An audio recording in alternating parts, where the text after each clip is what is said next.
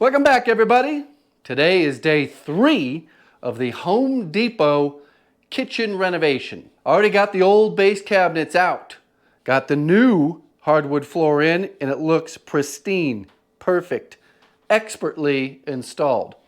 There's another thing that I'm an expert at, and that is installing cabinets. I have never had an install where the countertop people did not compliment me and say this is the best, most perfect level installation of base cabinets they have ever seen in their life.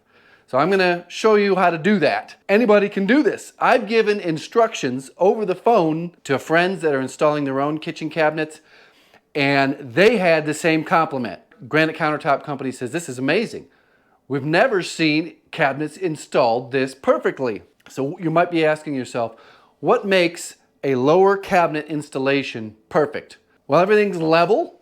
That's one. They're level, they're straight, and they're sturdy. The countertops, plural, that are going in this kitchen are separated by this oven here. That's going to help us. Step 1, you start in a corner. You start in the highest corner.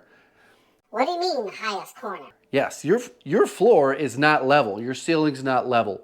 There will be variances of up to 1/2 inch. Is this the highest, or is that the highest corner? Well, this is not even a cabinet. We'll get into that. I have to custom make this entire area over here. There's just one tiny little base cabinet that sits here.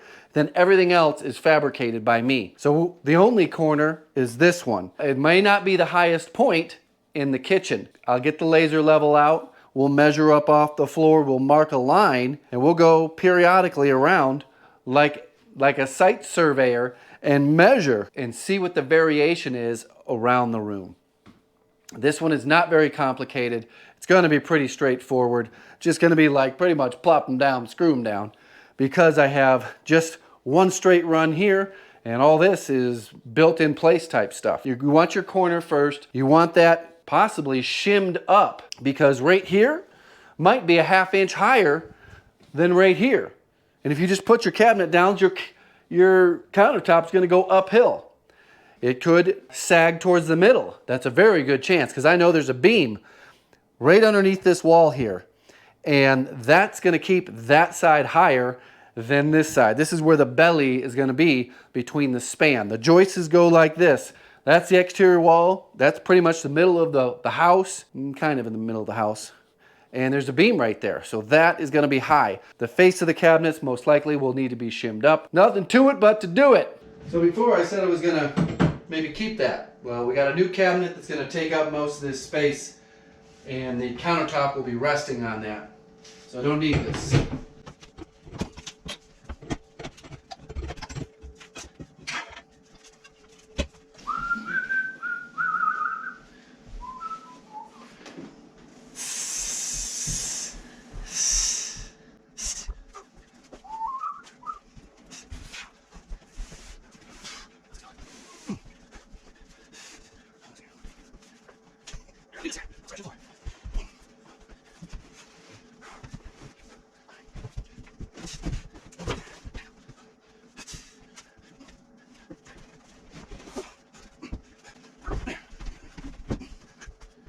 Not too bad.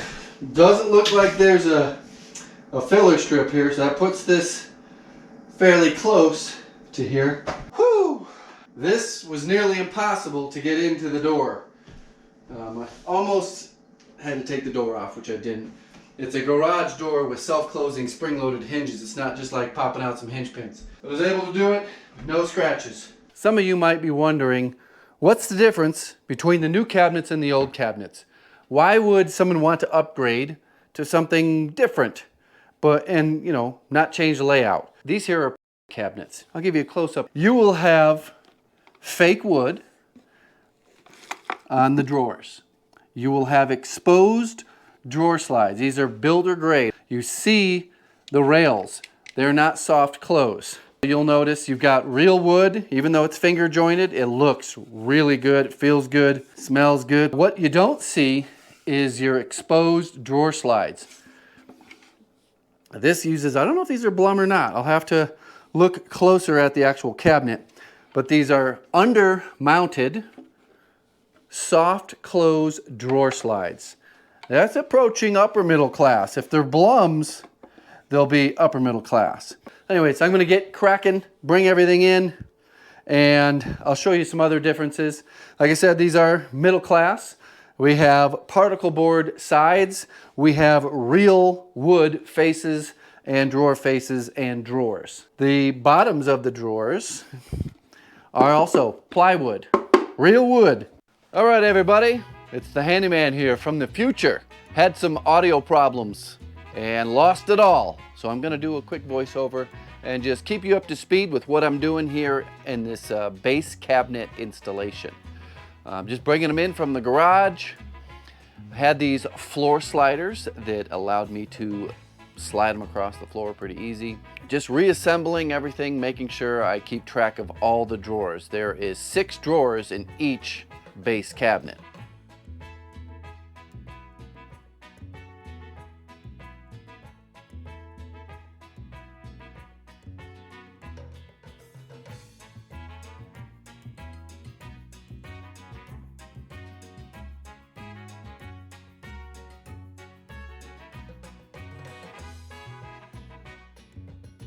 You're probably wondering why I'm putting them all together just to take them all apart. It was for presentation purposes. The customer was scheduled to come home and I wanted them to see them. It was the first time they've actually seen the cabinets. They just selected from like a little cabinet door at the design center. So to see them fully installed in their kitchen gives them a good idea of what they paid for.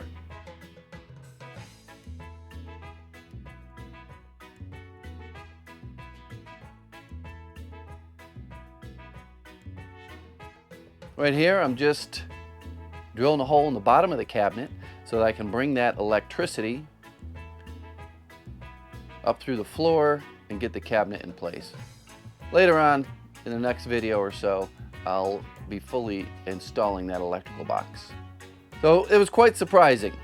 This house was very level in every direction. It didn't take much shimming at all, so I didn't have to do much hard work.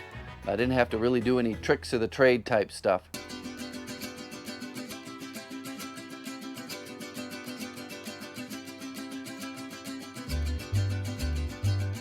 I always pull the doors off. Well, you have to pull the doors off because you have to clamp the face frames together. And this is the tool. I've used this before in other cabinet installation videos, but it's been a couple years since I've put something up on YouTube. It's an essential tool. It's a game changer. You got to get one. There'll be a link in the description. They're Biesemeyer cabinet face frame clamps. You'll see me use this several times throughout this video and in the next video. There's a little hole in there, allows you to do a pre-drill, allows you to screw the screw in right through the middle of the clamp so that everything stays aligned. Discovered these, maybe three years ago, and I've done a lot more cabinet installations without them than I have done with them. And let's just say if I had forgotten these, I would have not attempted to do it with regular clamps. I would have drove home, got them, and come back. That's how easy they make installing kitchen cabinets. Just doing a pre-drill. On these lower cabinets, I was using 3-inch gold number 8 deck screws. As you can see, everything is just dead level.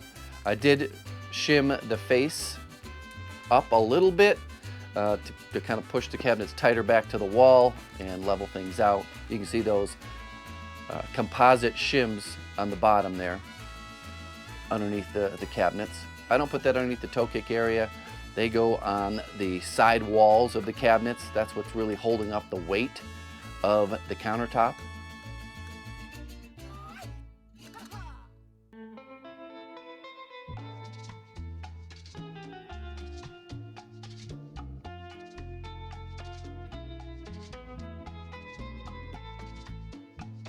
Right here, I'm pre-drilling to screw the base to the floor. Pretty easy, just toenailing the screws in. Always pre-drilling through the cabinet. Vacuuming up my sawdust. This is a 12-inch drawer base that obviously goes on the left side of the oven. And this has to get 4 screws. There were no studs behind it to screw into the wall. I contemplated only doing 2 because once the granite countertop sits on it and they glue it on there, it's not going anywhere. But I decided to climb in behind the oven and put in 2 more screws just to make sure that nothing happens to it while we're waiting for the countertops to come in. It's going to be probably a total of 4 weeks. All right, everybody, the base cabinets are in. Everything is perfectly level. It's overly level, too perfect.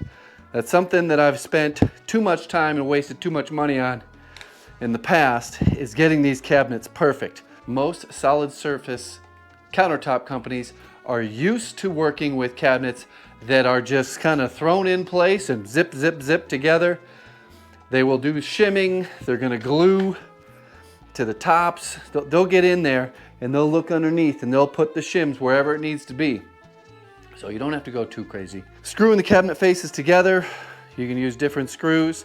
I'll probably use a different style screw when I do the upper cabinets. But for right now, it's ready for the countertop companies to measure. This base cabinet is in solid in place, 4 screws all the way around. There were no studs behind the cabinet. Keep in mind, once a granite countertop goes on top of these things, they're not going anywhere. This needs to be reworked. It looks like it's just nailed in place with finish nails right into the drywall. I'm gonna have to raise it, about 3/8 of an inch, 1/4 to 3/8 of an inch, and then I will make sure that it is fastened into the studs with a screw. This is going to be another, I'm going to take a whole nother fresh day to build this section here. Shouldn't be too complicated, but it is going to take some work. I got 2 panels, and then I've got just a door face and doors that go right here that have to get screwed to this side, screwed to that side. Then I've got to build an entire floor once I have the footprint, because I got to figure out where the face goes before I can build the footprint. There's got to be a toe kick put into there, kind of, you know, like this here. I'm budgeting a full day. I may even have to take some drawings back to the workshop. I hate using my in-the-field table saw and setting up in people's garage, things like that. I like to have my workshop. So I may be doing that. That will be a separate video. The lower cabinets are ready to be moved into.